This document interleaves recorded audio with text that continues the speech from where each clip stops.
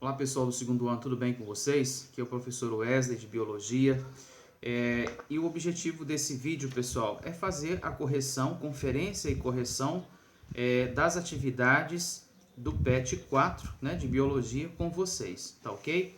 Então aqui nesse vídeo eu vou diretamente para as atividades, eu vou ler algumas e vou fazer alguns comentários e o objetivo principal é fazer a correção aí com vocês, tudo bem? Então acompanha comigo aí, por favor. Vamos aqui na primeira semana. O conteúdo, né, desse módulo 4 ou do PET 4 é o reino protista, onde a gente vai trabalhar aqui com algas e protozoários, ok? Então vamos para a nossa atividade. A nossa primeira atividade aí da primeira semana, nós temos aí questão de número 1.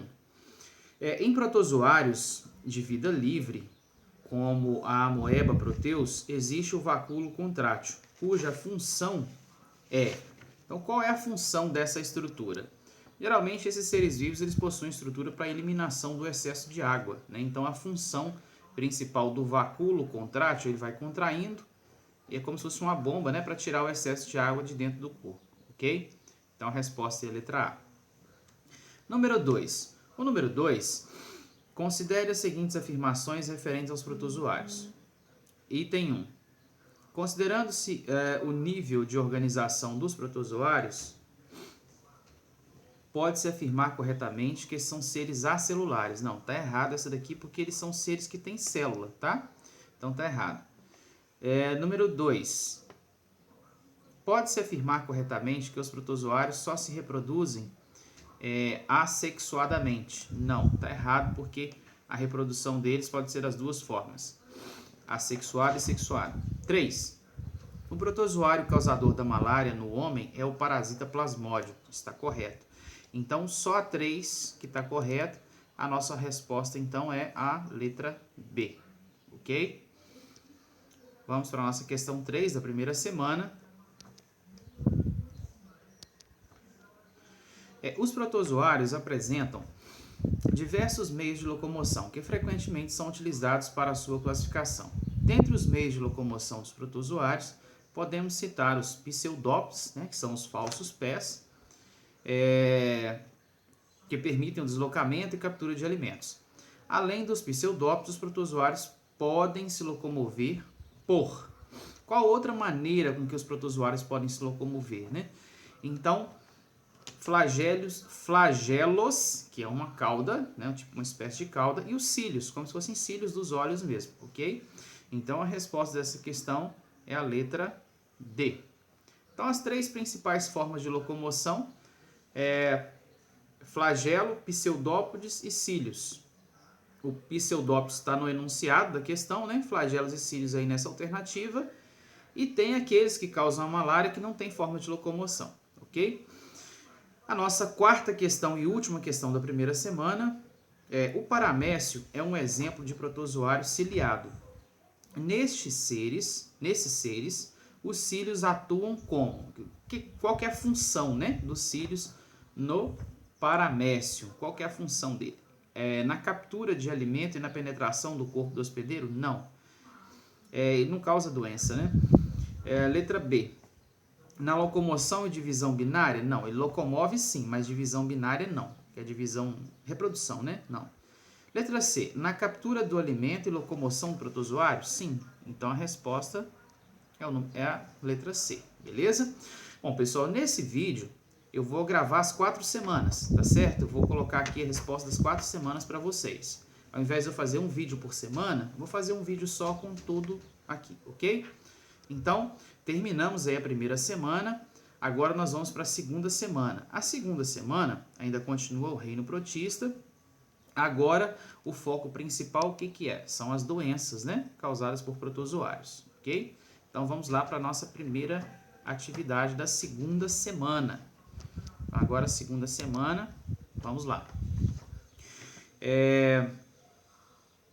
As principais doenças causadas por protozoários que envolvem o sangue e os órgãos internos são... letra A, malária, sim, está correta, a malária envolve o sangue humano e está por dentro do corpo, né? Toxoplasmose também, mesma coisa. tripanossomíase, que é o Trypanosoma cruzi, né? Causando a doença de Chagas aí, sim. A leishmaniose, sim. Então, aqui a gente já tem a resposta, letra A, ok? Número 2. Uma determinada moléstia que pode causar lesões nas mucosas, pele e cartilagens é transmitida por um artrópode e causada por um protozoário flagelado. Os nomes da doença, do artrópode, do transmissor e do agente causador são respectivamente. Então a gente quer saber aí o nome dos três, né? Do transmissor, do causador e da doença, beleza? Então vamos lá. Letra A, doença de Chagas. A doença de Chagas é o nome de uma doença, ok? Barbeiro e Trypanosoma gambiensis, não. O Trypanosoma causador da doença de Chagas é o Trypanosoma cruzi, então aqui está errado. Letra B, úlcera de Bauru é uma doença, ok? Mosquito flebótomo ou também o mosquito palha, né? Então até aqui está correto, então aqui está correto, aqui está correto. E causa a doença chamada leishmania, aliás, e o protozoário, o agente causador, é a Leishmania brasiliense, ok. Então, úlcera de Bauru, tá ok. Então, a resposta à questão número 2 é a letra B. Agora, a nossa questão número 3. A questão número 3, nós temos aí 4 afirmativas. Nós vamos ver qual está certa ou qual está errada. Então, a gente tem um texto aí, falando sobre a respeito da doença de Chagas, né, no litoral de Santa Catarina, o que causou, como ocorreu essa doença. Então vamos para as afirmativas. Sobre a origem, transmissão, aspectos clínicos, diagnóstico e tratamento da doença de Chagas, é correto afirmar que. Então, afirmativa número 1. Em geral, a doença tem 2 etapas distintas no homem, ok? A fase inicial, aguda, caracterizada por elevada parasitemia e estado febril. Então, até aí correto, ou seja, muitos parasitas estão se multiplicando, a febre aumenta mesmo. Seguida de uma fase crônica, né, que é a fase mais grave, caracterizada pela diminuição do número de parasitas circulantes. Então, neste caso aí, ela está correta, porque a doença realmente ela tem 2 fases, a primeira aguda, com febre mais alta, porque os protozoários estão se multiplicando, e a fase crônica, a febre diminui porque o número de protozoários também diminui, ok? Então essa aqui está correta. Item 2. Os hospedeiros intermediários do Trypanosoma cruzi podem ser tanto vertebrados como invertebrados. Não. Aqui eles são vertebrados, tá? O hospedeiro intermediário é aquele em que o protozoário está na fase assexuada, ele está em desenvolvimento ainda, ok? O hospedeiro definitivo, o ser humano é um deles. Então, tá errado. Item 8. As formas mais comuns de transmissão da doença são o contato com fluidos orgânicos de doentes. Não é fluido orgânico de doentes. Tá? Então, a doença de Chagas é uma doença que é transmitida pela picada do barbeiro, porque na saliva dele, geralmente, né, no aparelho bucal do barbeiro, quando ele pica a pessoa, o que acontece? Ele suga o sangue. Ao sugar o sangue, ele defeca, ele elimina fezes ali naquela ferida. E às vezes urina por cima ainda. Então, o protozoário está nas fezes do barbeiro. Beleza, pessoal? Então, o próprio líquido da urina, às vezes que ele elimina, ajuda a fazer com que esse protozoário entre na corrente sanguínea, na ferida que ele fez ali sugando o sangue. Ok? E só uma curiosidade, porque o nome barbeiro? Porque era típico, né? Antigamente aí, esse animal, ele picar o ser humano, principalmente nessa região do rosto, né? Onde geralmente fica a barba, né? No homem, a mulher não tem a barba, né? A maioria das mulheres não. Mas é porque o barbeiro ele tinha o hábito de picar mais ou menos nessa região. Por quê? Geralmente, à noite, as pessoas deitadas na cama, com o corpo tampado, o rosto descoberto, então é um alvo fácil aí para o animal, beleza? Então, A última, o tratamento mais eficaz baseia-se na aplicação de antibióticos. Não, antibiótico é para doença causada por bactéria, ok? Então, apenas o item 1 está correto. A nossa resposta aí. Questão 4 da segunda semana. Uma pessoa pretende processar um hospital com o argumento de que a doença de Chagas, da qual é portadora, foi ali adquirida em uma transfusão de sangue. A acusação não procede, ela procede sim, porque a doença de Chagas ela pode ser sim transmitida pela transfusão de sangue. Se o sangue da pessoa estiver contaminado, ele vai passar a doença para o outro, ok? Então, como procede, nós vamos eliminar A, vamos eliminar B, vamos eliminar C. Então, sobrou para nós aí a D. Procede, pois a doença de Chagas é causada por um protozoário que vive no sangue. Então, se o sangue da pessoa estiver contaminado e transferir o sangue, sim, pode ser transmitido, ok? Então, com isso, nós finalizamos aqui as questões da segunda semana e vamos agora para a nossa terceira semana, beleza? A terceira semana, o assunto continua, né? Reino protista, e o assunto principal da terceira semana são as algas. Então, nós falamos primeira e segunda semana de protozoários, agora a terceira semana é sobre algas. Então, vamos lá para a nossa atividade, interpretação e correção. Nossa primeira questão aí da terceira semana começa já diretamente, especificamente aí sobre as algas. A primeira questão, ela fala a respeito da reprodução das algas. Então, quando as algas, ocorre uma explosão das algas, grande quantidade de algas se multiplicando, qual que é o nome desse processo? Em que elas liberam toxinas, como é que é o nome desse processo? Endossimbiose? Não, isso aqui é uma relação entre seres vivos, então não tem nada a ver, tá? Letra A, poluição? Também não. Letra C, floração. Elas estão florando, elas estão produzindo, reproduzindo, ok? Então a resposta aí é a letra C. Questão de número 2, da terceira semana, né? O assunto nosso aí são algas.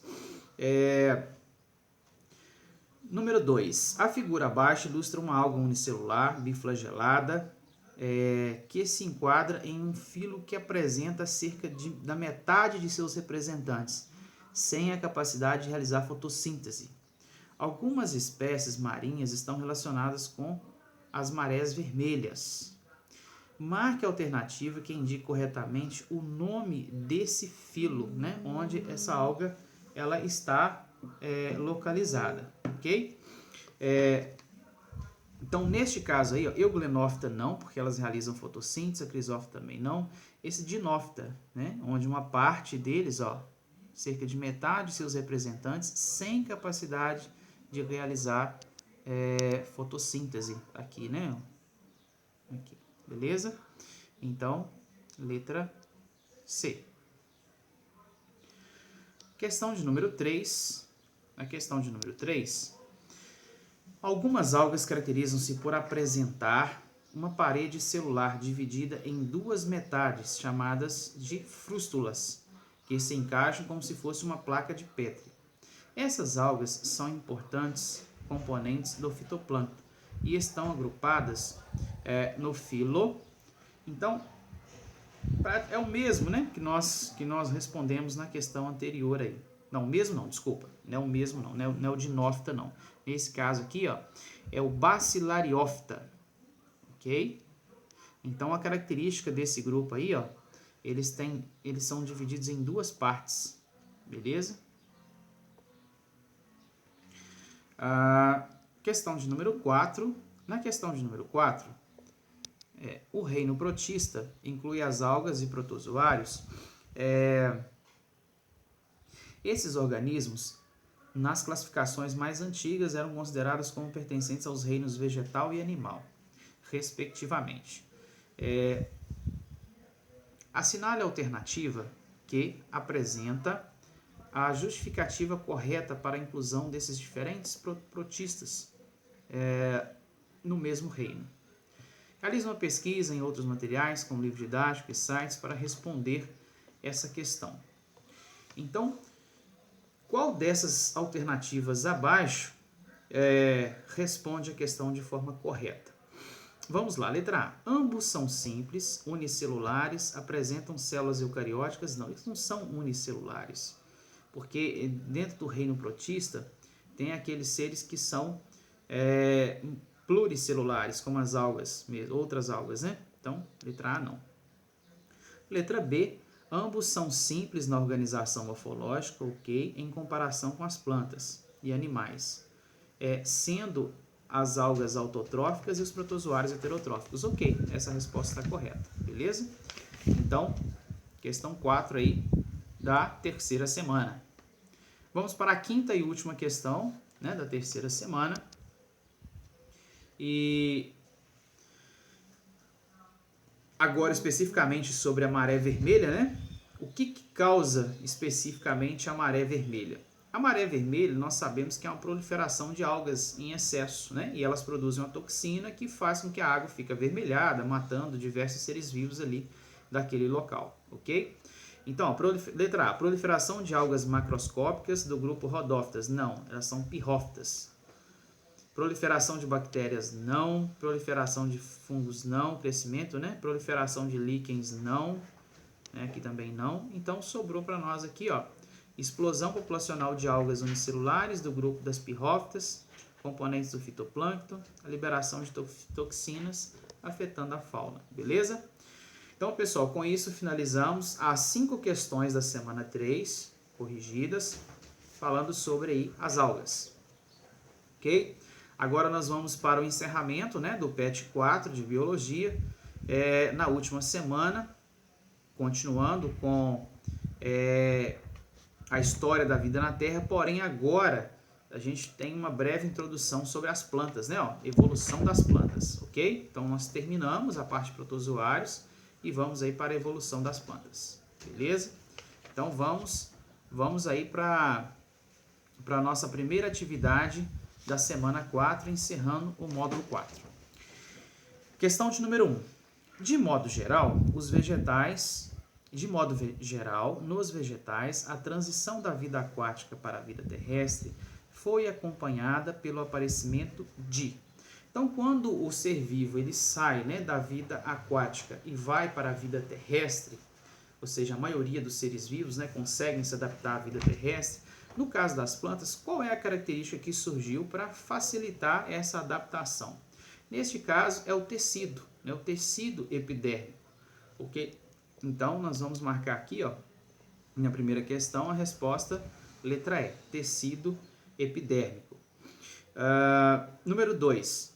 Todas as estruturas abaixo são indispensáveis para a sobrevivência dos vegetais no meio terrestre, exceto... Então, ó, raízes é indispensável, ok? Aqui, ó, anterosóides são os gametas, né? Ok. Tecido vascular, ok.